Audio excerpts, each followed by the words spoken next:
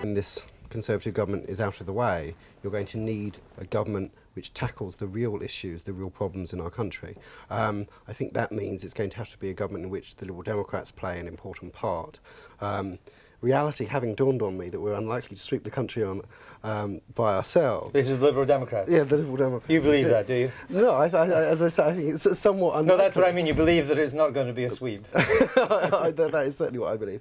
That means cooperating with other parties. I think the Tories have ruled themselves out with their xenophobic nonsense on immigration and asylum and Europe, and their refusal to look at constitutional reform for Scotland, for Wales, for the electoral system. So that does mean cooperating with the Labour Party. But do you think that at your age group you are more inclined to want to cooperate with the Labour Party than the older leadership, the existing leadership of the party?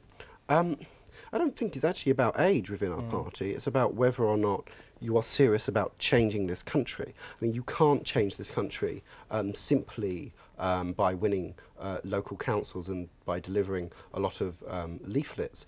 You have to actually have national power yourselves to give it back to the people. And would you feel comfortable being involved in some kind of power sharing arrangement with New Labour, with Mr. Blair's Labour? Blair has moved Labour from being wrong on a number of issues and dangerous, frankly, on some of them, to being bland and amenable. That is better than being dangerous. But if he were in government by himself, that wouldn't solve, he wouldn't really face the real problems that we need. So frankly, I think it's our duty to be in government to ensure that things don't go wrong, that we don't have a rerun of the Wilson years, of the Callaghan years, in which they just mark time and hope for something to better turn up.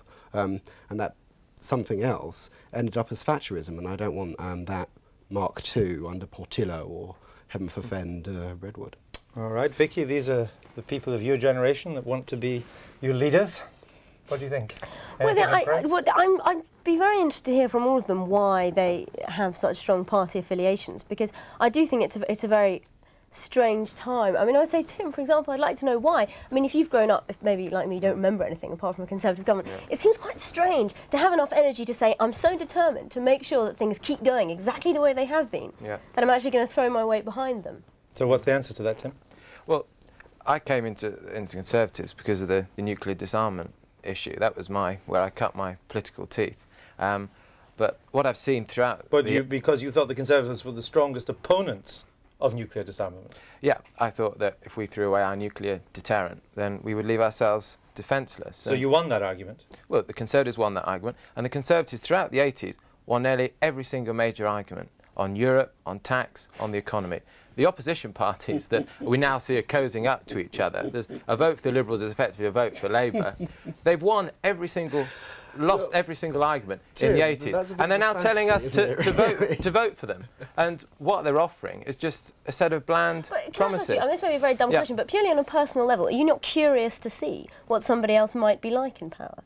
I'm not curious, I'm terrified to see Why what does Labour... Mr Blair's cuddly lip... Too long. They have run out of ideas. That's what happened in today's Queen's speech. It was a mainly empty Queen's speech with a few extremist populist measures tacked on to divert attention from their lack of real ideas. And the problem with the Labour Party is not that it would be too extreme in government. The problem is that it would be too bland in government, that it would do nothing. And what would the Liberals be? Well, I can tell you... Give us a few examples of This is so peculiar. You're all about 15 or why is your way of arguing to say, well, what would your party do? What would yours do? Surely to go into politics.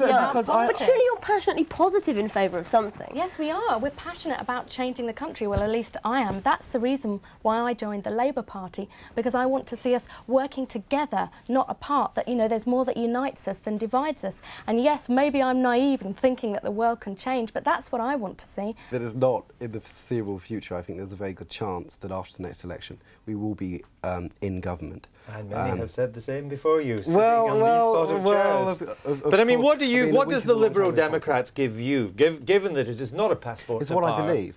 What is it that believes that Liz's party can't deliver? When I was even younger than this, I was a member of the Labour Party because strangely enough, as it may seem for members of the Labour Party, I was a socialist. I stopped being a socialist. Now, I felt that disqualified me as a member of the Labour Party, but I've since learned... Mr. Blair. No, indeed, I've since learned...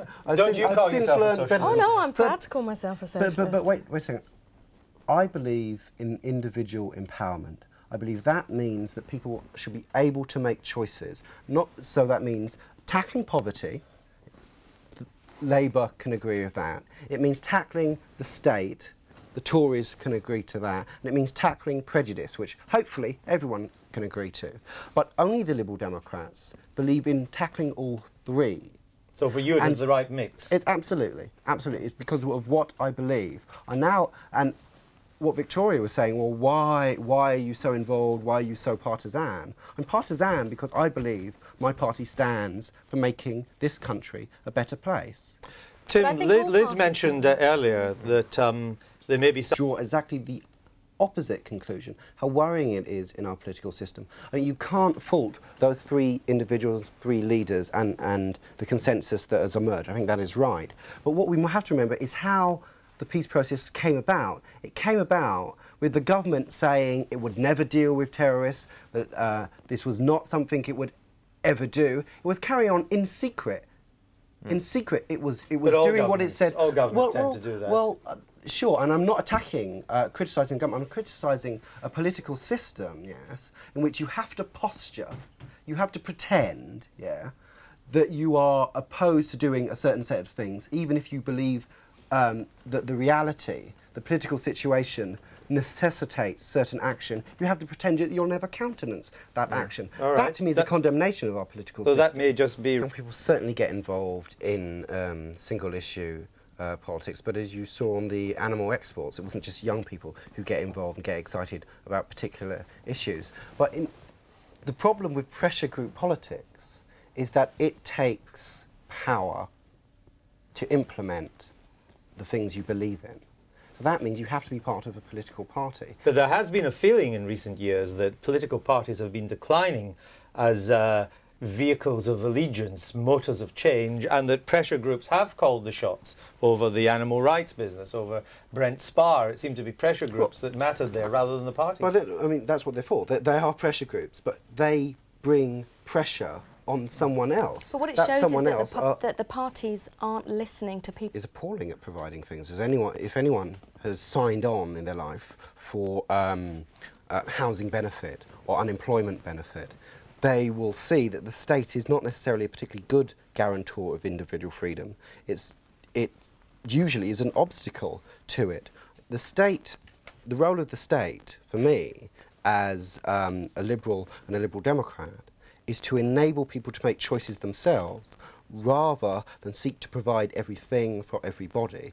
That does mean that we have to reanalyse and review the role of the state in public services, in education, in health, in welfare. I think that's a big debate, which we're only just beginning in this country. But I hope that when you say that, people don't immediately then jump to the conclusion that you want to abolish all of those things. It's about how you provide them best for the vast majority of people in this country. But not necessarily by state monopoly. Well, almost definitely not by state. Or nuclear family, or you all want to go off and live on a commune and have 700 certainly children. Not what I was saying. This is not the real world. The reality is that families have changed. Society has changed. No society but has it always been for the best? Static and homogenous. But you can't turn the but clock you know, back. we are not. Yeah, exactly. We are not kink and new. We cannot say this is wrong. I'm sort of surprised what you're saying about morality. That's a personal thing. I think perhaps you've got each other's arguments mixed up. I mean, what about the morality of? I mean, you say that you don't want too much role of the state, and I'm not sure what you think about sort of tax increases. Well, that's not exactly. But do you what not think that one party, perhaps your own, has a moral right to protect these families that you say have changed, single-parent families? Oh yes, I certainly do. What I was talking about was. You agree on any or different on any issues that Royal Commission to investigate? No, I'm sorry. I'm serious. You're not. You're against. Vicky? I think it's an irrelevant debate. I see. Real politicians. You're against. So you're not that different from your parents there. I think my parents. And a quick one round. Would you go for sanctions against Nigeria? Absolutely. Absolutely. Yeah. Was that What do I know about politics? I'm meant to laugh at No. them. You're not? No. Well, again, that kind of mirrors the way it is right now. So in a way, you're not that different on policies from your parents. All right. We've got to end it there. I just want to thank my guests, Liz Kendall and Charles Anglin, Victoria Corrin and Tim Montgomerie. And they get my vote. Trevor Phillips will be here tomorrow night. I'll be back next week on the Midnight Hour at, surprisingly, midnight. Till then, bye-bye.